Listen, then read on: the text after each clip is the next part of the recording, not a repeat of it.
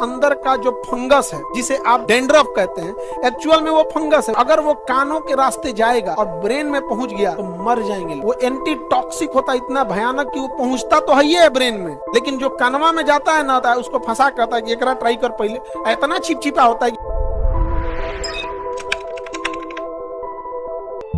कान में सेरोमीन ग्लैंड होता है, वो कान का खोटी बनाता है और वो मोम बनाता है सेरोमीन ग्लैंड, और उसमें ना बहुत हाई टॉक्सिक होता है। ताकि अगर आपके बालों के अंदर का जो फंगस है, जिसे आप फंगस के डेड बॉडी को आप डेंड्रफ कहते हैं, एक्चुअल में वो फंगस है, उसका डेड बॉडी है, और अगर वो कानों के रास्ते जाएगा और ब्रेन में पहुंच गया तो मर जाएंगे लोग ब्रेन में। इसलिए वो एंटी टॉक्सिक होता है, इतना भयानक कि वो पहुंचता तो है ही है ब्रेन में, लेकिन जो कानवा में जाता है ना, तो जो सेरोमीन होता है उसको फंसा कहता है कि एकरा ट्राई कर पहले। इतना चिपचिपा होता है कि बिना उसको क्रॉस करे जा ही नहीं पाएंगे। और जैसे फंगस उसको धके काटेगा तो नहीं, एकरा खा के देखे पर आ जाएगा उसको। कान में का तनी टेस्ट करके देखिए, बहुत खराब लगता है। हाँ, बचपन में आप सब ट्राई किए होंगे, तो ऐसे कैसे पता कि खराब लगता है?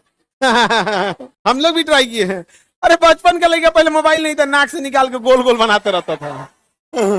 वो गोलियाते रहता था, नहीं समझ में आ गया? गोलिया के अब बेंच के नीचे साट देता था। स्कूल में बेंच के नीचे क्या होता, साटते रहता। कई को फुअर ऊपरा साट देता था, नीचे साटना चाहिए था। आगे बढ़े तो ये जो सेरोमीन ग्लैंड है, आंखों का मोमिमियन ग्लैंड है या लेक्राइमल ग्लैंड है, ये सब आपको इस चैप्टर में नहीं पढ़ना है, ग्लैंड चैप्टर में पढ़ना है। किसमें पढ़ना है? ग्लैंड।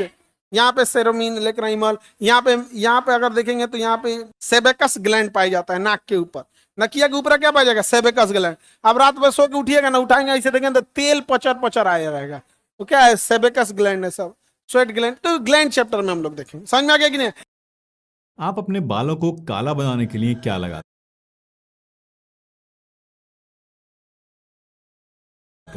हेयर डाइज और फैंसी हेयर कलर्स, राइट? लेकिन क्या आप जानते हैं कि मार्केट में मिलने वाले ज़्यादातर हेयर कलर्स आपके बालों को बेजान और कमज़ोर बना देते हैं, और कुछ केसेस में तो इवन सीवियर एलर्जिक रिएक्शंस भी कर सकते हैं।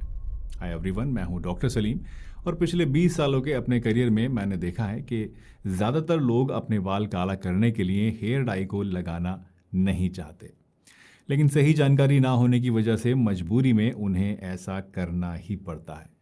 अगर आप उन लोगों में से हैं जो नेचुरल तरीके से अपने बालों को काला करना चाहते हैं, तो आज मैं आपको एक ऐसा 2 स्टेप प्रोसेस बताऊंगा जिसे आप अपने बालों में जब ट्राई करेंगे तो एकदम नेचुरल डार्क ब्राउन कलर आपको इससे मिलेगा।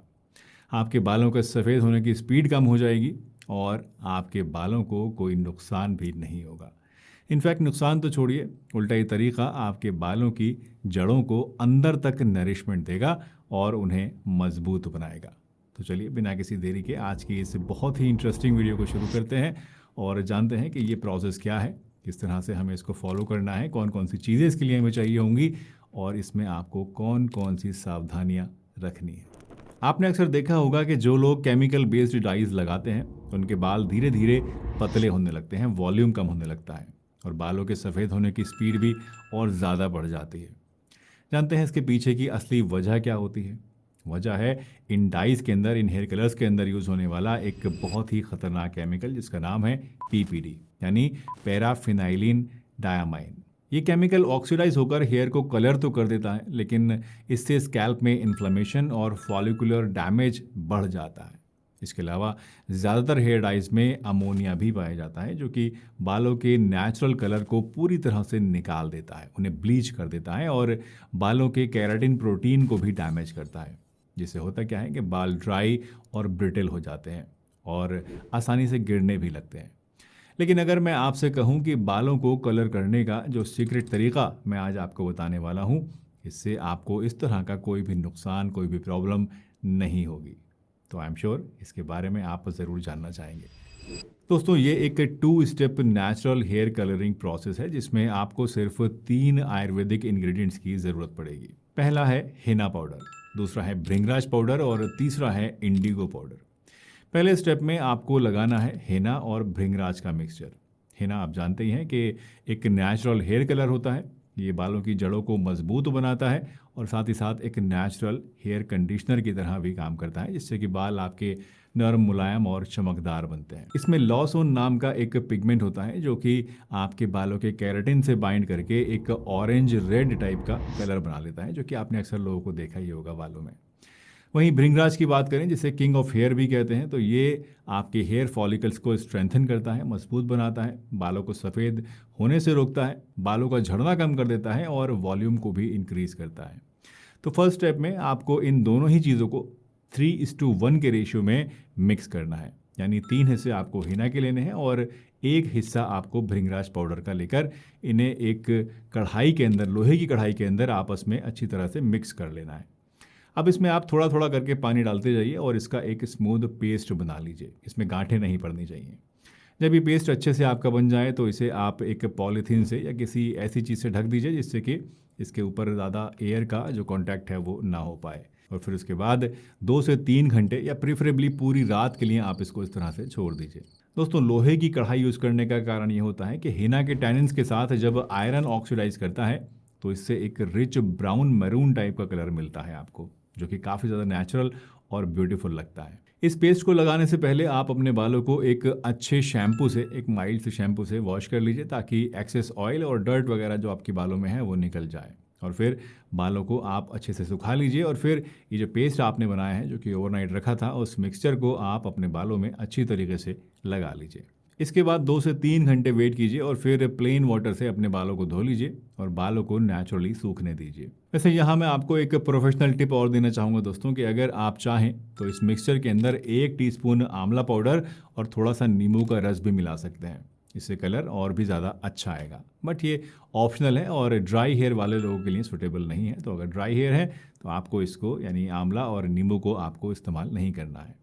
तो दोस्तों, ये था हमारा पहला स्टेप जिसमें आपने अपने बालों को टिपिकल हिना स्टाइल में रेडिश ब्राउन बना लिया है। अब आइए देखते हैं कि स्टेप 2 में आपको क्या करना है ताकि आपके बालों का जो कलर है और ज़्यादा डार्क हो जाए और ज़्यादा नेचुरल लगे और आपको जो भी कोई देखे वो कहे कि यार आपने कहाँ से अपने बाल कलर कराए। तो सेकेंड स्टेप में आपको लगाना है इंडिगो पाउडर। दोस्तों, इंडिगो एक plant sourced natural blue black dye होती है जो कि हिना के ब्राउन शेड के साथ मिलकर एक डीप ब्राउन और जेट ब्लैक कलर आपको दे सकता है। आपको क्या करना है कि बस इंडिगो पाउडर को लेकर स्टेप 1 की ही तरह इसमें पानी मिलाकर इसका एक पेस्ट तैयार कर लेना है। इंडिगो की क्वांटिटी आपको उतनी ही लेनी है जितनी की आपने हिना की ली थी।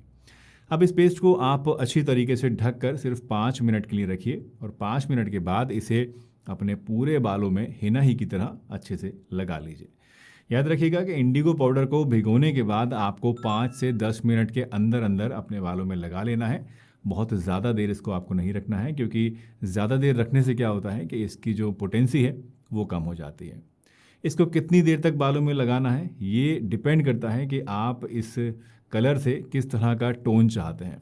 अगर आप डार्क ब्राउन शेड चाहते हैं तो आप इस इंडिगो को 45 मिनट के बाद अपने बालों में से धो लीजिए, और अगर आप चाहते हैं कि एकदम ब्लैक टोन आपको मिल जाए तो आप इसको 90 मिनट तक, यानी करीब 1.5 घंटे तक लगा कर रखिए और फिर प्लेन वाटर से वॉश कर लीजिए। दोस्तों, इंडिगो लगाने के बाद आपको 24 से 36 घंटे तक अपने बालों में शैम्पू नहीं करना है। ये बहुत इंपॉर्टेंट स्टेप है, इसको हमेशा याद रखिएगा। इससे क्या होगा कि इंडिगो का जो डाई मॉलिक्यूल है वो अच्छे से ऑक्सीडाइज होकर आपके बालों से एकदम फिक्स हो जाएगा और आपको ज़्यादा अच्छा और लॉन्ग लास्टिंग कलर मिलेगा। आप चाहें तो 24 घंटे के बाद रात को अपने बालों में कोकोनट ऑयल यानी नारियल का तेल भी आप लगा सकते हैं। इससे बालों की कंडीशनिंग तो हो ही जाएगी, साथ साथ ड्राइनेस और रफनेस भी आपके बालों में जो है वो नहीं आएगी। आपको अपने बाल थोड़े और ज़्यादा अच्छे लगेंगे और जो इंडिगो का कलर है वो भी आपके बालों में लॉक हो जाएगा। इस 2 स्टेप ट्रीटमेंट से आपके बालों की जड़ें मजबूत हो जाएंगी, बालों का टूटना और झड़ना रुक जाएगा, बालों में एक नेचुरल शाइन और थिकनेस आपको दिखेगी और आपको एक long lasting natural brown black tone अपने बालों में मिलेगी। और ये सब कुछ बिना किसी केमिकल के, बिना किसी साइड इफ़ेक्ट्स के। जी हाँ, ये बहुत ही कमाल की चीज़ है, एक बार इसको आप ट्राई ज़रूर करके देखिएगा। दोस्तों, इस ट्रीटमेंट की कामयाबी इसमें यूज़ होने वाले इंग्रेडिएंट्स की प्योरिटी और एफिकेसी के ऊपर डिपेंड करती है। इसलिए मेक श्योर कि आप हाई क्वालिटी नेचुरल और केमिकल फ्री प्रोडक्ट्स ही यूज़ करें, कोई लो क्वालिटी प्रोडक्ट आप यूज़ ना करें। आई एम श्योर अब आप में से बहुत सारे लोग कमेंट्स करके मुझसे पूछेंगे कि साहब कौन सा हिना पाउडर लें, कौन सा भृंगराज पाउडर लें और कौन सा इंडिगो आपके लिए बेस्ट है और इसको आपको कहाँ से लेना है। तो मैं सजेस्ट करूंगा कि आप अत्तार आयुर्वेदा का हिना पाउडर, इन्हीं का आप भृंगराज पाउडर और इंडिगो पाउडर लेकर इसको यूज़ कीजिए। क्यों? क्योंकि अत्तार आयुर्वेदा हिना में राजस्थानी हिना यूज़ होती है, जो कि मेहंदी की सबसे अच्छी ग्रेड है और आपको बेस्ट कलर देती है। इसके भृंगराज के अंदर एडिबल ग्रेड का भृंगराज होता है, जो कि भृंगराज की बेस्ट अवेलेबल फॉर्म है। और इनका इंडिगो पाउडर कंप्लीटली नेचुरल है, जिसमें पीपीडी और अमोनिया जैसा कोई भी केमिकल नहीं है और ना ही कोई प्रिजर्वेटिव है। और इसीलिए मैं आपको अत्तार आयुर्वेदा के ये तीनों प्रोडक्ट्स रिकमेंड कर रहा हूँ। अगर आप इन तीनों प्रोडक्ट्स को खरीदना चाहते हैं तो इनका लिंक आपको नीचे डिस्क्रिप्शन में और फर्स्ट कमेंट में मिल जाएगा। अमेजन और फ्लिपकार्ट पर इजीली आपको ये अवेलेबल मिलेंगे। आप वहाँ से डायरेक्टली इनको ऑर्डर कर सकते हैं, अपने घर मंगा सकते हैं और इनका फ़ायदा आप उठा सकते हैं। दोस्तों, इस ट्रीटमेंट को जब मैंने ऑर्डिनरी केमिकल डाइज और हेयर कलर्स से कंपेयर किया तो मुझे कुछ चौंकाने वाले रिजल्ट्स मिले। सबसे पहले कलर का कंपैरिजन करें तो केमिकल वाली डाइज आपको इंस्टेंट कलर दे देती हैं, वहीं हिना, इंडिगो और भृंगराज का ये 2 स्टेप ट्रीटमेंट नेचुरली आपके बालों में कलर लाता है, जिसमें थोड़ा सा टाइम लग सकता है। दूसरा, बालों के ऊपर पड़ने वाले असर को अगर हम कंपेयर करें तो केमिकल डाइज से बाल ड्राई और ब्रिटल हो सकते हैं, जबकि हिना, इंडिगो, भृंगराज से बाल हेल्दी, स्मूथ और नरिश्ड लगते हैं, शाइनी लगते हैं।